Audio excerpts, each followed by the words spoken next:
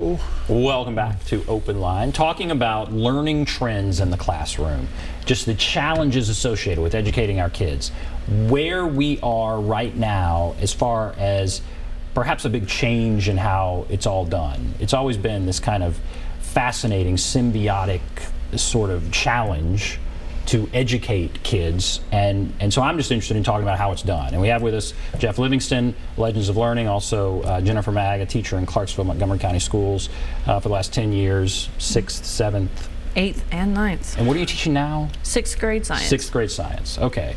So, all right, where would you say we are now as far as, I went to break saying I want to talk about where we're going to be in 5 years, but where would you say we are now? Are we on the cusp of major change, or what would you say? I think I have seen a major change.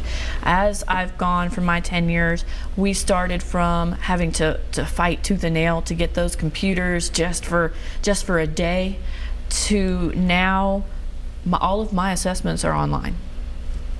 We are on a major change of technology being an integral part of everyday school, not just that special day where you get to get the computers out and play on those, but they are now a tool used in learning.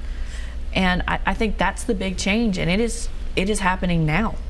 Yeah, I would agree with that. We're definitely moving into the one-to-one realm now. Not every school has them. We still go to some schools, and they got the computers on the carts. They have to, the teachers have to sign up for the carts. The students may only be able to use the computers once or twice a week for that particular class. But I would say within 5 years, that one-to-one revolution should be pretty close to complete. But I want to pick up on another thread that you had brought up, which is, are we at the crux of change? And I think, I don't know what your opinion is, but with technology today, I feel like we are in a constant state of change, that there is no stopping. I mean, we were during the break talking about things like virtual reality and all sorts of simulation technology. I mean, this is not going to stop. The classroom is going to constantly evolve, right? Who knows what will happen in 2 years? It is constantly changing, but that change isn't necessarily bad. No, it's not necessarily bad. So if I have a first grader and he's 5 years going to be in 6th grade classroom, if that's right, what do you think will be there? I think that middle school, because you're still learning the basics in your elementary school. You have to learn your numbers and your basic math, and a lot of that can be accomplished, and it's better with that pencil paper. But once you start getting into that middle school, you start needing those extra things. And I think that once they do hit that middle school, they're gonna have that device. And like you said, it may not be that one-to-one, but I know that technology's been available since I began teaching 10 years ago. And as it's progressed, it's gotten more and more and more involved. I mean, it's nothing now to type your paper up and submit it to your teacher digitally. It's actually kind of strange to have to write the entire thing out. And it's more effective, because before, when you were writing an essay, you had to write the entire essay, then you had to go back and proofread the essay and edit it, and then you had to rewrite it to give your final copy. I don't have to spend that time doing that now. I can still do my proofreading and my editing, but now I don't have to take all of that time to recopy the entire thing. It's fixed digitally. So I can move on to something else that is just as important. I'm not spending the time just copying letters. And I'm going to go back to this, and this is for both of you, because I know some people are uncomfortable about that. What you're talking about, in a sense, is just a dramatic shift, moving somewhat away from books. You're saying books will always be there, but that's just such a big shift. And then there are people that are worried about screen time and that kind of thing. You know, for these people that are worried about these things, what do you both say? Well, I totally agree with that. I too have a first grader, and man, when she watches that TV for 2 hours, she turns into like this evil zombie. And we're very, very cognizant about how she uses screen time. I've told her, however, she can always play educational games, and she is willing to do that when she's not allowed to watch TV and whatever, Monsters High or whatever is hip or cool now for first graders. But I would say it's not the medium, it's how it's used. And it's the same thing with games, right? It's not that games are good or bad. If they're curriculum games and they're tied to what you're trying to learn in school, then it's probably going to be a productive experience. But if it's just something where it's a blow 'em up game, that's not going to be very useful. One of the things too that I'm really starting to see with technology and this whole NGSS standard movement, whether it's a derivative or a spin-off or its own unique thing, is a lot of traditional teaching used to be about content. So do you have the information down? Have you memorized it? And a lot of science right now is moving towards, do you have the ability to fix a problem like an engineer would? Do you have the ability to test something and understand whether it's factual or not like a scientist would? And that gets into experimentation, that gets into testing. Critical thinking, real world problem solving, all of those are skills that we need now. It's not, I don't give quizzes where you have to tell me what the definition is to the word. You have to be able to use that information. You have to apply it. So just an example, genetics and Punnett squares.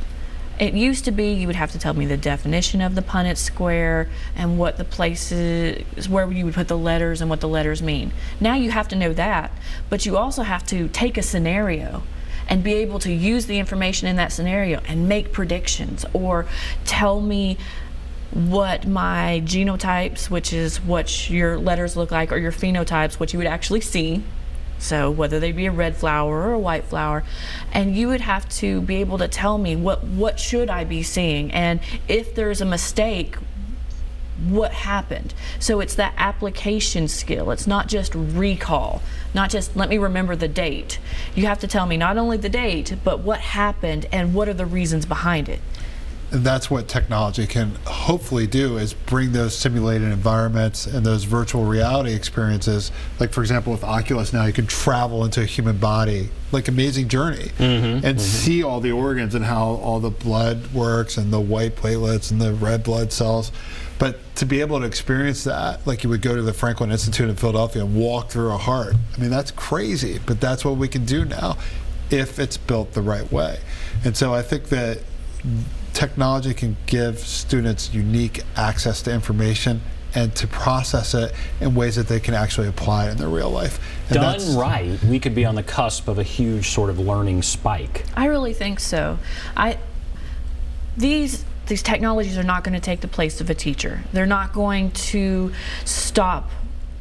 You can't just put a child in front of the games all day and expect them to learn. That teacher still has to navigate, you know, what are you getting, what are you not getting, how can I help you?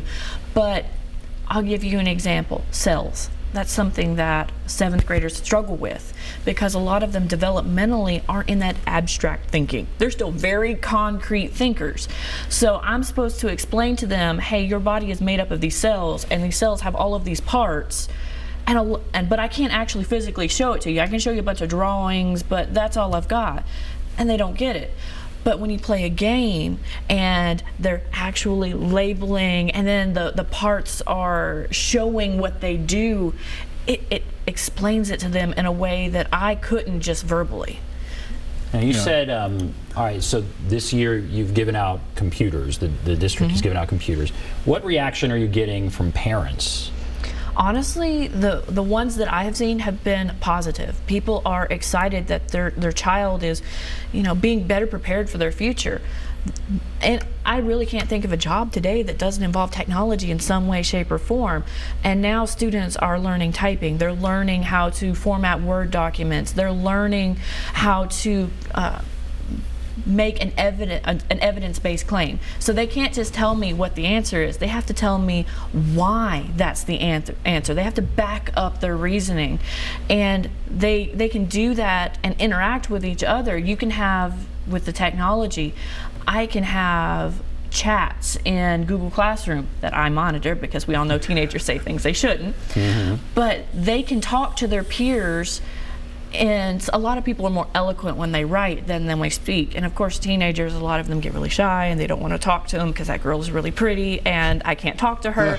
But typing, and they can really surprise you with the depth of knowledge that they go into, and that technology kind of gives them a medium to do that. And with the games, sometimes it just brings that competitive side out in them, and they'll be after school. What'd you get on that score? What'd you get on that one? I can do better the next time. And I think, to me, it's just bringing that engagement to the classroom, whereas before, I don't want to go sit and listen to Miss Maag talk for 45 minutes. Now they come in and they're like, what are we doing today? Yeah. And so what if Johnny loses his computer, or the dog eats his computer over and over? I mean, what happens there? Well, I know at our district, I can't speak for any other districts, but in the middle school, they stay at school all day. Right. They don't take them home. They don't go home. But in the high school level, they do, and I know that there's an insurance. They can purchase insurance for that if that were to happen.